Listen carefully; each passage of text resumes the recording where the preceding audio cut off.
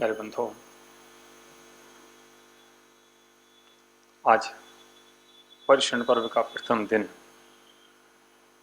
सारे देश में ही क्या, जो इस दिन का महत्व जानते हैं, वह देश में रहें या परदेश में रहें, वे भी आज के दिन कम से कम अपने आप को धर्म में कर लेते हैं। मेरे बंधुओं, सारे देश में जितने लोग रहते हैं या परदेश में भी जितने लोग रहते हैं, वे आज के दिन धर्ममय हो जाते हैं, अपने आप को धर्म में ढालने का प्रयास करते हैं। मैं विचार कर रहा था कि आज के दिन ही धर्म में ढालने का प्रयास क्यों। दिन बहुत होते हैं, वर्ष के 365 दिन होते हैं, और 365 दिन में कोई ऐसा दिन नहीं है जो महत्वशाली ना हो। ऐसा कोई दिन नहीं है, ऐसी कोई तिथि या तारीख नहीं है जो महत्वशाली न हो। हर दिन, हर तारीख, हर तिथि महत्वशाली है। हर तिथि में किया गया धर्म फलीभूत होता है। हर तिथि में जितना हम अंशों में धर्म करते हैं, उतने अंशों में मुझे फल की प्राप्ति भी होती है। लेकिन फिर भी कोई दिन निश्चित अवश्य किया जाता है। क्यों? कोई सो रहे हो, वो जाग जाए। रात में भी जगा जाता है, दिन में भी जगा जाता है। रात में जगने वाले रात में जगते हैं, और दिन में जगने वाले दिन में जगते हैं। और कोई ऐसे भी होते हैं जो 24 घंटे जगते रहते हैं, और कोई ऐसे भी होते हैं जो 24 घंटे सोते ही रहते हैं। जो सोने वाले हैं उनके लिए दिन रात का कोई अंतर नहीं है। जो जागने वाले हैं उनके लिए भी दिन रात का कोई अंतर नहीं है, कोई भेद नहीं है। अगर भेद कोई है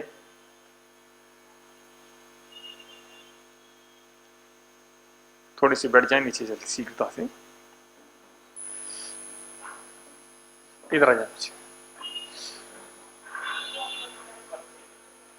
भेद कोई है तो जो जागने वाले और सोने वालों के लिए है। समझे? जो जागने वाले हैं उनके लिए दिन का रात का कोई भेद नहीं होता है, और जो सोने वाले हैं उनके लिए भी दिन रात का कोई भेद नहीं होता है। हाँ, जो सोने वाले, जो जागने वाले हैं, जो जागना चाहते हैं, उनके लिए दिन रात का भेद होता है। पर्युषण पर्व तो हर वर्ष आते हैं, हर वर्ष लोग मनाते हैं, और मनाने के बाद मुझे ऐसा लगता है, क्यों भाई संजय भाई, मनाने के बाद कोई कोई ऐसे हैं जो जाग जाते हैं, बाकी फिर सो जाते हैं। सत्य है, सत्य को सत्य कहना पड़ेगा कि कोई कोई ऐसे हैं जो जाग जाते हैं, लेकिन सोने वाले फिर सो जाते हैं। 10 दिन के उपवास, 8 दिन के उपवास, 5 दिन के उपवास, 3 दिन के उपवास, उनकी शकल देखने से, सूरत देखने से ऐसा लगता है कि इससे बड़ा धर्मात्मा संसार में कोई दूसरा नहीं हो सकता है। और 10वें दिन जैसे पूरे हुए, पाड़ना के दिन हुआ, और पाड़ना के दिन समोसे के ठेले पर पाड़ना खुलता है। मानना चाहिए कि उन्होंने भी धर्म को समझा नहीं है। इतना ही समझा है कि 10 दिन मुझे व्रत करना है, 10 दिन उपवास करना है, क्योंकि ये धर्म में मेरी परंपरा चली आ रही है, सब लोग करते हैं, इसलिए हम भी थोड़ा सा कर लेते हैं। ओह प्यारे बंधुओं, धर्म किसी परंपरा से बंधा नहीं होता है, और जो परंपरा से बंधा होता है वह धर्म नहीं होता है। हमने धर्म को परंपरा से बांध रखा है, हम परंपरा से बांध करके धर्म करना चाहते हैं। धर्म परंपरा से बंधा नहीं होता है, जो स्वतंत्र होता है वह धर्म होता है, जो बंधा होता है वह परतंत्र होता है। हम 10 दिन बैठ करके पूजन पाठ करना चाहते हैं और चिंतन मंथन कर क्या क्या करना चाहते हैं, लेकिन ये परंपरा से बंधा धर्म है। जो परंपरा से बंधा है वह धर्म नहीं है। हो सकता है परंपरा में बंधी उस क्रियाओं में धर्म हो सकता है, विषय अलग है, लेकिन धर्म परंपरा में बंधता नहीं है, धर्म अपने आप में स्वतंत्र होता है। अभी व्यक्तियों ने धर्म की परिभाषा समझी नहीं है, अभी मात्र इतना समझा है कि मुझे पर्युषण पर्व आ गए हैं, सब लोग पूजा करते हैं, हम पूजन को नहीं जाएंगे तो अच्छा नहीं लगेगा, चलो आज पूजन कराते हैं, पूजन कराते हैं। बहुत अंतर है। एक पूजन करने का जो भाव होता है वह अलग होता है, वो पूजन कराते हैं ये भाव अलग होता है, क्योंकि धर्म परंपरा से बंधा नहीं होता है। पूजन करने वाले के अंदर हो सकता है धर्म ना हो सकता है ना हो, कितनी ही पूजन उसने कर ली हो, कितने ही पाठ उसने पढ़ लिए हो, तब भी हो सकता है उसके अंदर धर्म ना आया हो। और जिसने पहली बार पूजन की हो, जिसने हो सकता है कभी पूजन ना भी की हो, उसके अंदर भी धर्म आ सकता है, क्योंकि धर्म परंपराओं से बंधा नहीं होता है। हमने धर्म को परंपरा से बांध लिया है। प्यारे बंधुओं, उपदेश दिया जाता है, लेकिन उपदेश धर्म को ग्रहण करने के लिए दिया जाता है, लेकिन हम धर्म को ग्रहण नहीं कर पाते हैं, परंपराओं को ग्रहण कर लेते हैं, परंपराओं को स्वीकार कर लेते हैं और परंपराओं को ही धर्म मान लेते हैं कि यही धर्म है। मुझे किसी ने बताया एक बार कि एक बार एक व्यक्ति की शादी हो रही थी। शादी के लिए लड़का गया, बारात निकली और शादी होकर के घर बहू आई। घर में बहू का प्रवेश होना था, तो इतने में जो सासू माँ थी, उस बहू की, उस लड़के की माँ थी, उसने देखा एक बिल्ली घर में बुलाई। उसने कहा अभी ये सब गड़बड़ करेगी, तो उस माँ ने एक टोकनी उस बिल्ली के ऊपर रख दी, ऊपर से वजन रख दिया ताकि ये घर में शोर ना मचाए, कहीं रास्ता ना काट जाए। लोग बिल्ली की रास्ता काटने को अपशगुन मानते हैं। गऊ घर में बहू आ रही है, कहीं रास्ता काट गई या कोई अपशगुन इसने कर दिया तो ठीक नहीं है, इसलिए इसको टोकनी से ढक दो। बहू घर में आ रही थी, उसने दूर से देख लिया कि माँ ने क्या किया है और कुछ नहीं बोला, बस घर में प्रवेश हो गया, घर में रहने लगे। समय निकलता गया, संतति उत्पन्न हुई, आगे बढ़ा। सासू माँ जो थी वो चली गई, अब नई परंपरा। अब उसकी लड़के की शादी हुई, अभी बहू थी, अब वो भी सास बनने जा रही है, क्योंकि ये परंपरा है। आज जो बहू होती है, कल वह वो सास होती है, सास सासी रहती है। अरे सास की सांस टूट जाती है, सास की सांस टूट जाती है, सास नहीं रहती है, वो सास भी खत्म हो जाती है। ओहो, नई बहू घर आई, अब वह भी सास बनने वाली थी, उसकी भी बहू आने वाली थी। उसको स्मरण में आ गया कि मेरी सास ने, जब मैं घर में प्रवेश कर रही थी, तब मेरी सास ने एक बिल्ली टोकनी के नीचे रखी थी। इस घर की कोई परंपरा होगी, कोई रीत रिवाज होगा, कोई परंपरा होगी, कोई रीत रिवाज होगा, उसको निभाना चाहिए। उसने अपने पति से कहा कि एक काम करो, एक बिल्ली कहीं से लेके आओ। क्या लेके आओ? एक बिल्ली कहीं से लेके आओ। तुम्हारे घर में एक परंपरा चली आ रही है। जब मैं घर में आई थी, मैंने देखा था तुम्हारी माँ ने एक बिल्ली टोकनी के नीचे दबाई थी, तब मेरा घर में प्रवेश हुआ था। अब मेरी भी बहू आने वाली है, एक बिल्ली लेके आओ, उसको टोकनी के नीचे दबाना पड़ेगा, तभी बहू घर में आएगी, तभी सुख शांति घर में रहेगी। ओह प्यारे बंधो,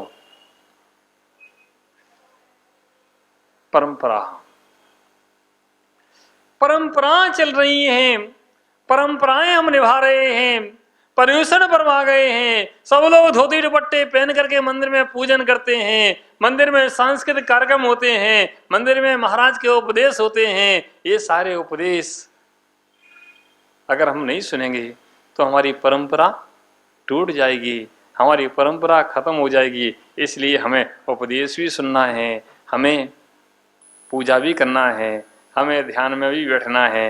लेकिन क्यों करना है? वह ज्ञान जागृत नहीं हुआ। जब तक वह ज्ञान जागृत नहीं होगा कि हम क्या कर रहे हैं, क्यों कर रहे हैं, किस लिए कर रहे हैं, इस करने के पीछे अर्थ क्या है, प्रयोजन क्या है, हमने जो किया है, मेरे द्वारा जो किया जा रहा है, उसका हेतु क्या है, प्रयोजन क्या, अर्थ क्या है, क्यों करना। प्यारे बंधो, परंपराएं बहुत निभ गई, कितनी बार परंपराएं निभाई और ये परंपराएं निभती चली जाएंगी। आज से नहीं, पर्यूषण पर्व के दिन हर जैन मंदिर के बाहर आप भीड़ देख लेंगे। और सांस्कृतिक शाम के समय जब सांस्कृतिक कार्यक्रम होते हैं तब सारे युवा वर्ग इस मंदिर में दिखेंगे, जो कभी साल भर भी नहीं दिखते होंगे। क्यों? पर्व के दिन हैं। और सांस्कृतिक कार्यक्रम कराने का उद्देश्य पहले कुछ था, आज उसका उद्देश्य मात्र मनोरंजन रह गया है, भीड़ इकट्ठा करना रह गया है कि भीड़ इकट्ठी हो जाए, लोग आ जाएं, जय जयकार कर जाएं, वाह वाह कर जाएं, बहुत अच्छा कार्यक्रम हुआ, बहुत अच्छा कार्यक्रम हुआ। ओह प्यारे बंधुओं, अभी धर्म का महत्व नहीं समझा, अभी धर्म का महत्व नहीं समझा। इतना ही धर्म का महत्व है कि भीड़ इकट्ठी करो और वापस घर चले जाओ। हो सकता है कुछ लोगों को बुरा लग रहा हो कि महाराज क्या कह रहे हैं, आप ऐसे बोलोगे महाराज तो काम गड़बड़ हो जाएगा, सबरी फिल्म खत्म हो जाएगी। ये खत्म नहीं हो जाएगी, खत्म नहीं करना चाहते हम, समाप्त नहीं करना चाहते हैं। हम जो कार्य कर रहे हैं उस कार्य का महत्व बताना चाहते हैं कि हम क्यों कर रहे हैं। क्योंकि जब तक महत्व हमारे ज्ञान में नहीं है तब तक हम कितना भी कर लें कोई हमें लाभ मिलने वाला नहीं है। हमारा श्रम व्यर्थ चला जाता है, व्यर्थ चला जाता है। इतना करते हैं और लाभ कुछ होता नहीं है। लाभ होना चाहिए, एक कदम मेरे द्वारा रखा जाए तो उस कदम में मुझे क्या लाभ होगा, ये मेरे ज्ञान में होना चाहिए। एक एक कदम हमारा महत्वशाली है, एक एक समय हमारा महत्वशाली है। जीवन के इतने समय बीत रहे हैं, हर समय मेरे लिए महत्वशाली है, लेकिन हम उसका महत्व नहीं समझ रहे, मात्र परंपराओं को निभाने में लगे हैं। कितनी परंपराएं निभ जाएं, कुछ भी मिलने वाला नहीं है। ओ प्यारे भाई, समझना ये पर्यूषण पर्व क्या है, कहाँ से प्रारंभ हुआ, क्यों प्रारंभ हुआ, इसके प्रारंभ करने के पीछे रीजन क्या था, कारण क्या था। क्योंकि हर कहीं ना कहीं कारण छुपा होता है, बिना कारण के कोई कारण नहीं होता है। भगवान आदिनाथ के शासन काल में, समझना, व्यक्ति इतने सरल थे, इतने सरल स्वभावी थे कि उस समय दंड की व्यवस्था थी। जब दंड दिया जाता था, कोई बड़ा अपराध करता था तो इतना कह दिया था हाँ, इतना मात्र कह दिया हाँ तो व्यक्ति के प्राण निकल जाते थे, प्राण निकल जाते थे। इतनी सरलता थी। समय निकलता गया, दंड की व्यवस्था बदली।